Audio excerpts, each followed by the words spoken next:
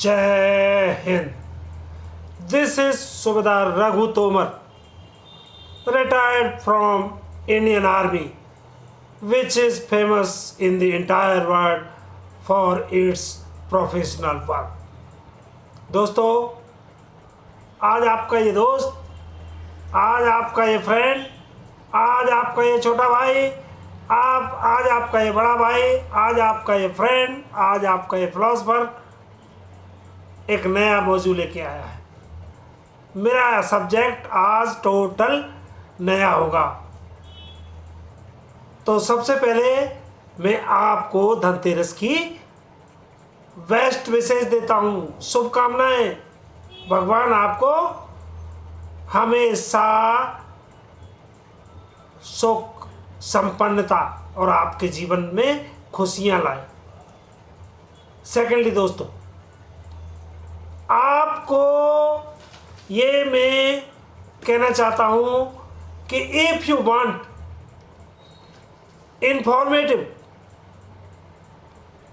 Logical, rational, reasonable, sensible, legal, judicious, lawful, straight forward, fair, clear and true, based on facts and datas, justifiable and genuine matters, non-deceptive,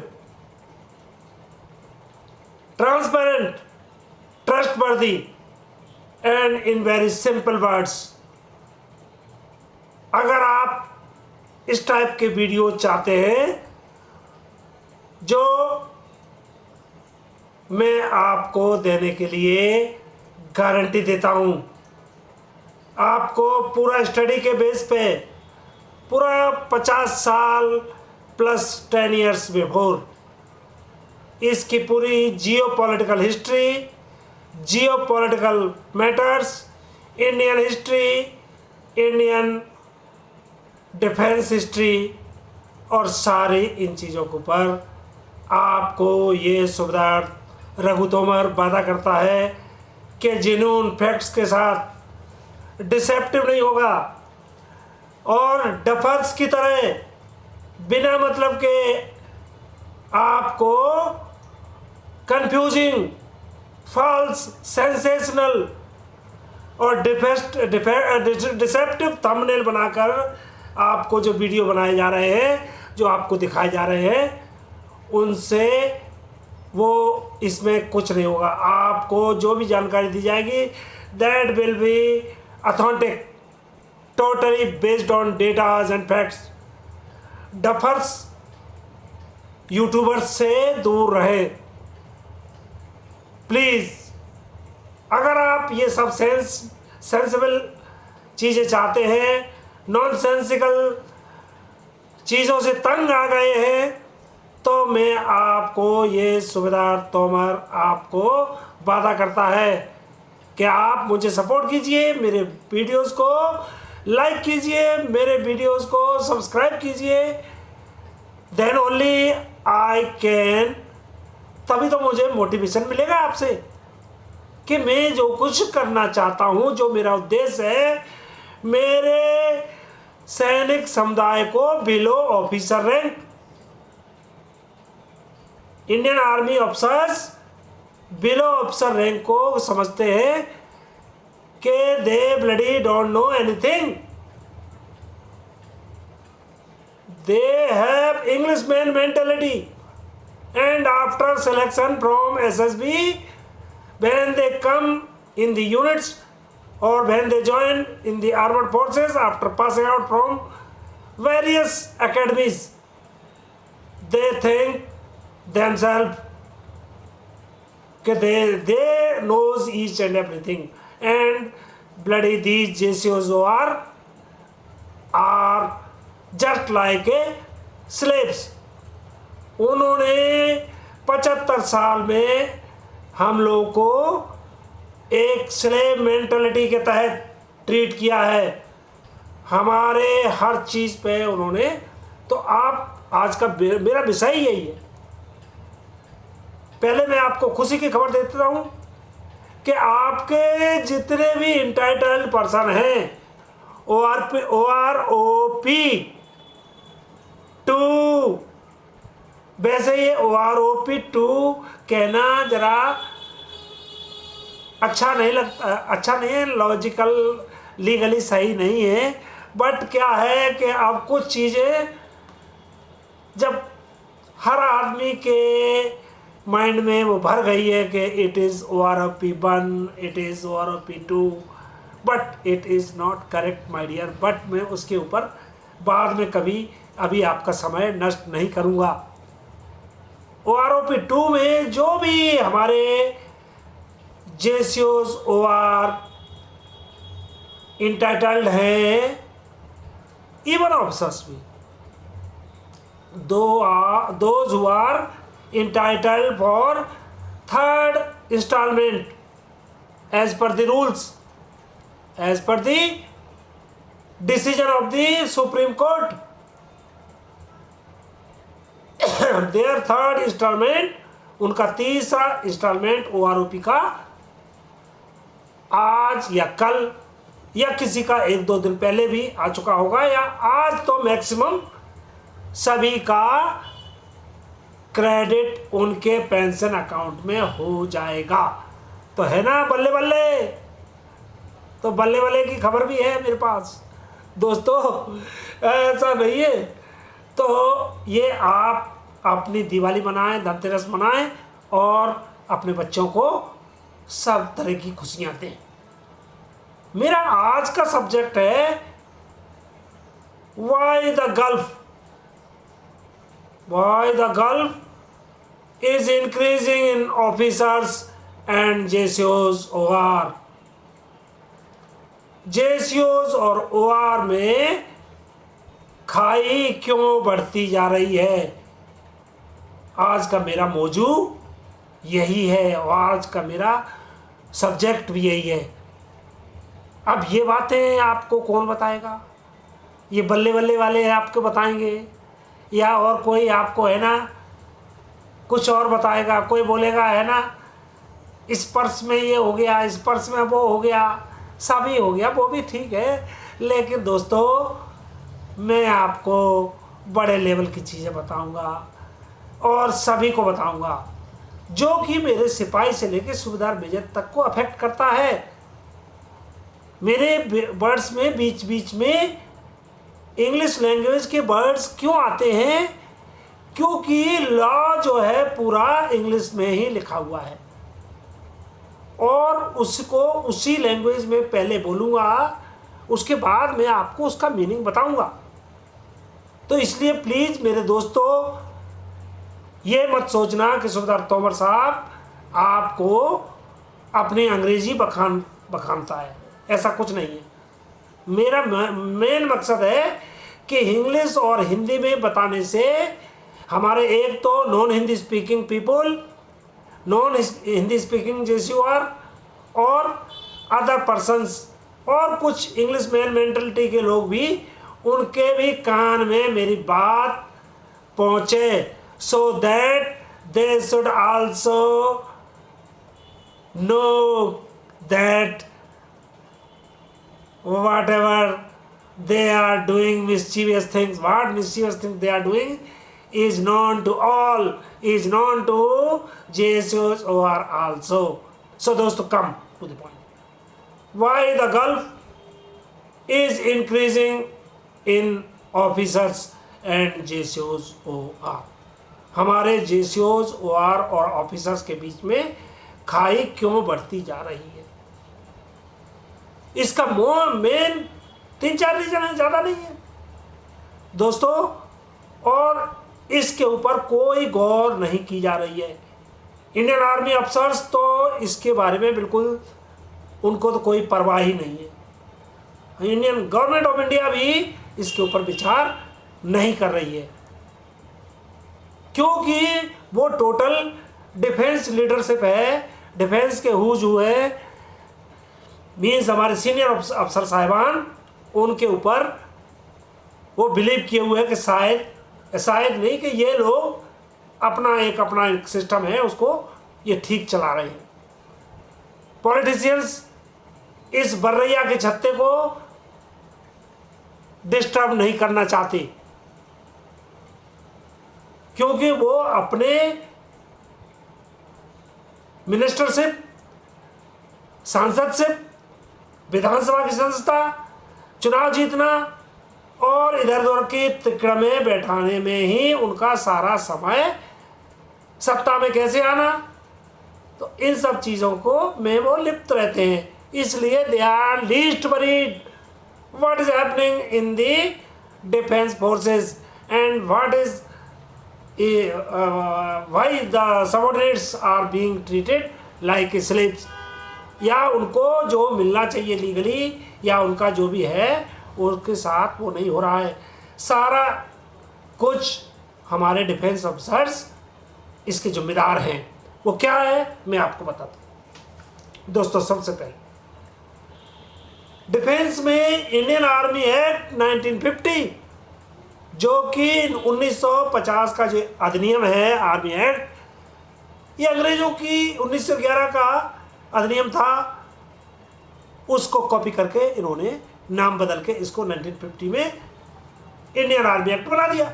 nothing else but the provisions, the rules, sections, धाराएं, सारी चीज़ें उसमें जो एक अंग्रेज अफसरों ने Indian army means JCOR, वो तो इंडियन तो होते थे, उनको गवर्न करने के लिए, स्लेव्स को गवर्न करने के लिए, स्लेव्स को कभी भी मास्टर गवर्न करने के लिए कैसे कानून बनाएगा, you know very well, strict tyrant type के, एकदम टिल्टेड टुवर्ड्स द ऑफिसर्स। वो चाहते थे कि कोई भी JCOR, ये जो गुलाम है ना, इनकी किसी की हिम्मत ना हो हमारे बारे में कोई क्वेश्चन रेज कर सके किसी भी टाइप का, क्योंकि उनको दबा के रखना था, तभी तो उन्होंने शासन कर सकते थे वो हमारे ऊपर। लेकिन 1950 में दुर्भाग्यवश, unfortunately, that same law has been copied in 1950 as a Indian army act 1950। तो दोस्तों, ये तो हिस्ट्री हो गई। अब वो कानून तो है, वो किसके टिल्टेड में है? टिल्ट है भारतीय सेना के अफसरों को, जिसमें कि सबसे ज़्यादा उसका मिसयूज किया गया इंडियन आर्मी ऑफिसर्स ने। नेवी में भी है, एयरफोर्स में भी है, बट वहाँ थोड़ा सा minor change means in practicality में वहाँ जरा उसका मिसयूज कम होता है। माइनर 90, जैसे यहाँ 100% तो वहाँ 90%, बाकी देयर इज नो चेंज, सब जगह एक ही हाल। अब चूँकि उसकी सेक्शंस थे, उसके जो रूल्स थे वो गुलामों के लिए बनाए गए थे, उनका नेचुरल बात है अनलिमिटेड पावर दी गई थी ऑफिसर्स को, क्योंकि गुलाम कोई मुंह ना खोल सके, जिससे कि उनकी शासन व्यवस्था में, उनके गवर्नेंस में कहीं कोई व्यवधान ना पड़े। क्योंकि आपको पता है, अगर एक मुंह खोलेगा तो फिर दो खोलेंगे, फिर दो के देखते देखते तीन खोलेंगे, तीन को देखते देखते चार खोलेंगे, और चार को देखते हुए 40 हो जाएंगे, 40 को देखते हुए 400 हो जाएंगे, 400 को देखते हुए 4000।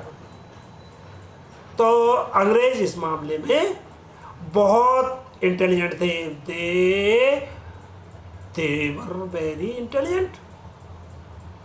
They have governed in the entire world. 2/3 या 3/4 वर्ल्ड में उन्होंने शासन किया है इसी पॉलिसी के ऊपर। किस पॉलिसी? टोटली कि पहले तो धीरे से उस कंट्री में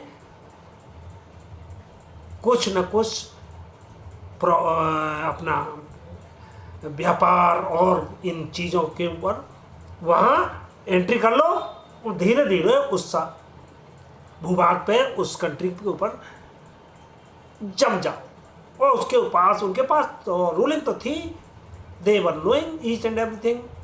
तो हमारे, अब कम टू द पॉइंट वापस आ जाते हैं हमारे इंडियन आर्मी। तो इन्होंने उन जो वहाँ जो धाराएं लिखी हैं उनका इतना मिसयूज किया कि किसी JCOR में अगर थोड़ा भी इनके करप्शन, इनके गलत काम, या कहीं भी जो कोई कुछ और गलत हो रहा है, या उन्होंने अपनी ड्यूटी आवर्स के बारे में या किसी चीज़ के ऊपर, उन्होंने खाने के बारे में या किसी चीज़ के ऊपर पिन पॉइंट किया, तो उसको इन्होंने विद ए वेरी कंस्पिरेसी उसको दबाया, मतलब क्रूरता से टोटली उसको they have crushed with the help of army act 1950। इस आर्मी एक्ट 50 को उन्होंने मिसयूज करके उस व्यक्ति को इतना पूरी तरह से उसका एग्जाम्पल बना दिया। ये तो वो खुद ही कहते हैं we will give you exemplary punishment. तो दोस्तों उसके आधार पे उन्होंने हमारे JCOR को किसी भी चीज़ में उन्होंने बिल्कुल एकदम सप्रेस करके रखा हुआ है। It is going on for the last 75 years. आज भी वो जारी है। सरकार को, गवर्नमेंट ऑफ इंडिया को इस पर विचार करना होगा। इसके ऊपर सुप्रीम कोर्ट का भी एक निर्णय आया हुआ था। 1975 में ये निर्णय आया है। सुप्रीम कोर्ट ने कहा एक कोई सिख जवान था, सिख रेजिमेंट का, वो लीव के दौरान अपने लिक्वर की कुछ बोतल ओवर द इंटाइटलमेंट उसके पास पकड़ी गई रेलवे में। रेलवे ने वो केस आर्मी को हैंड ओवर कर दिया और आर्मी वालों ने उसको डिसमिस फ्रॉम सर्विस। ये केस सुप्रीम कोर्ट तक गया और सुप्रीम कोर्ट ने माथा पीट दिया। वहाँ का जो जस्टिस थे, he was a very great man, I am not remembering his name, उन्होंने माथा पीट के कहा what is rubbish this is going on, punishment should be, punishment is very necessary evil. Crime को रोकने के लिए, समाज में कानून और व्यवस्था बनाए रखने के लिए पनिशमेंट बहुत जरूरी है, but punishment should be in accordance with the proportion of crime. ये नहीं कि आदमी ने है ना वो 4 बोतल वो बेचारा लिक्वर की है ना घर लेके जा रहा, उसको ऊपर उसको डिसमिस कर दोगे आप। मतलब कहने का कि पनिशमेंट तो देना है, लेकिन क्राइम का उसका रेशियो देखना। क्या आप 4 बोतल कोई ले गया उसके ऊपर उसको डिसमिस फ्रॉम सर्विस कर दोगे? सीधा बन।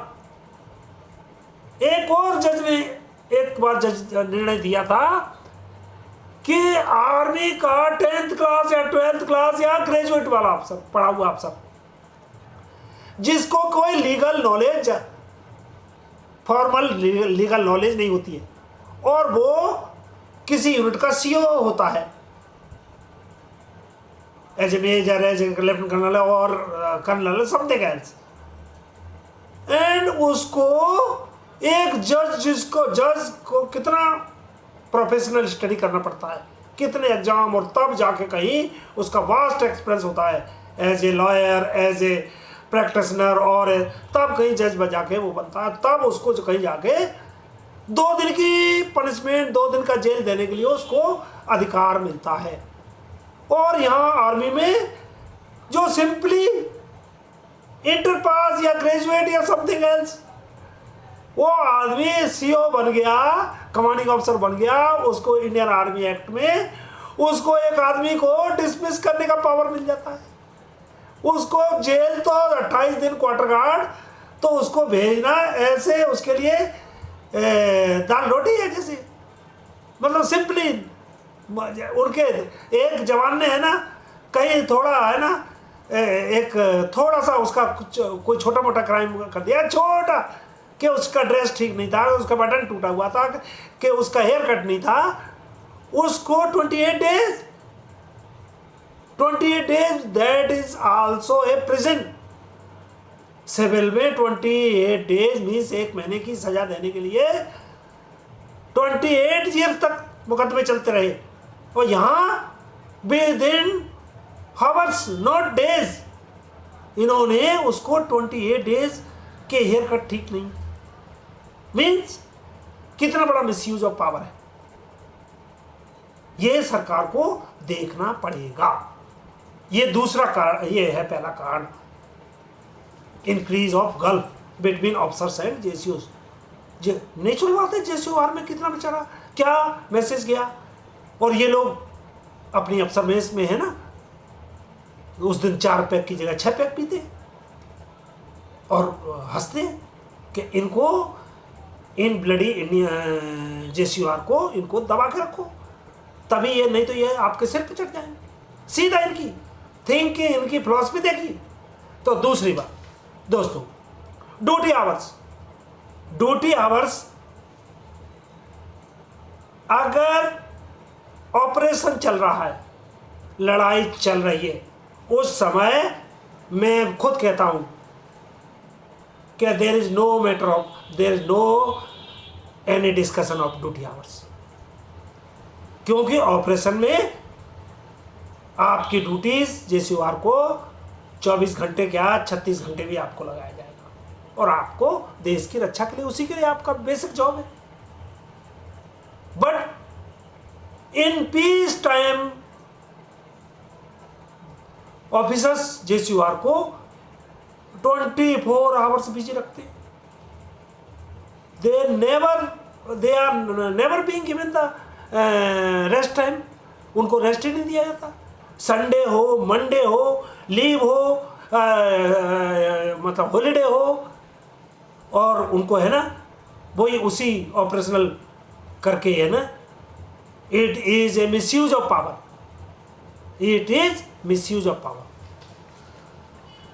किसी जवान को एक संडे के दिन अगर वो उसको अपना प्राइवेट थोड़ा सा रेस्ट नहीं मिलना चाहिए, उसको अपने कुछ अपने सोचने के लिए, अपने समझने के लिए।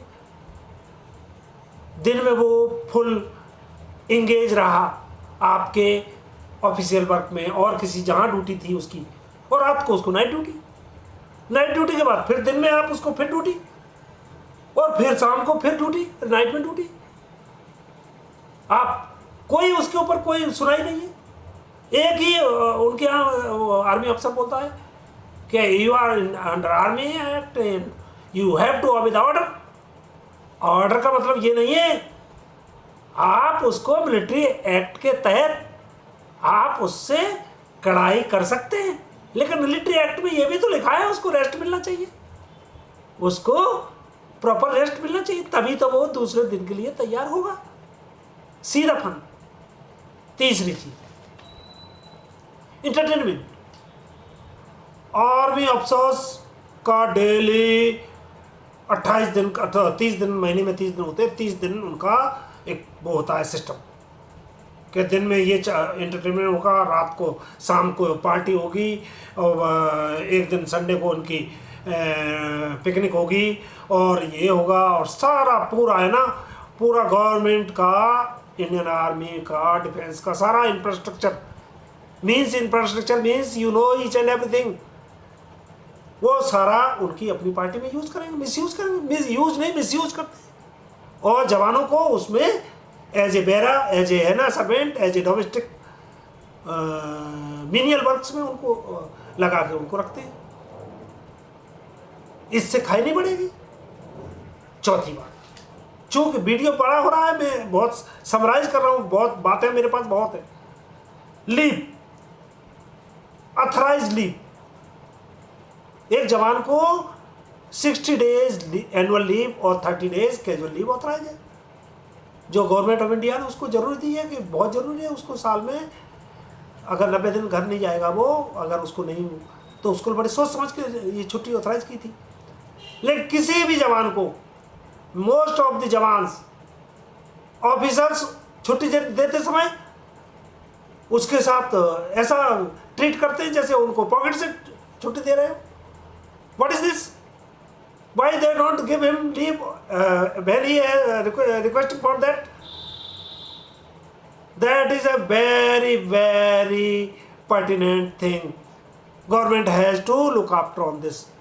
मैं कह रहा हूँ पीस टाइम ऑपरेशनल टाइम हो, आप 5 साल उसको छुट्टी मत दीजिए, 1 दिन की छुट्टी मत दीजिए, लेकिन पीस टाइम में तो उसको आप ये होना चाहिए सिस्टम कि प्रॉपर उसको जब छुट्टी उसको जरूरत है, उसको छुट्टी जरूरत है जून में, उसके भाई की शादी है, उसकी बहन की शादी है जून में और आप छुट्टी उसको दे नहीं रहे, बोलते हो no due to exigencies of service no leave. ये क्या मतलब हुआ? इसका मतलब है आपका गवर्नेंस में कमी है, आपने जो प्रॉपर कैसे गवर्नेंस की जाती है वो आपको नहीं आता है, you are failing in your duties. This is also a one of the main reason to in increasing the gulf between officers and JCOR। 4th, pay and allowances officers JCOR officers अपने सारे पे and allowances और उनके बारे में, क्योंकि इन्हीं की कलम से आगे गवर्नमेंट ऑफ इंडिया के पास जाता है सारी रिकमेंडेशंस, कोई JCOR को किसी को पावर नहीं है,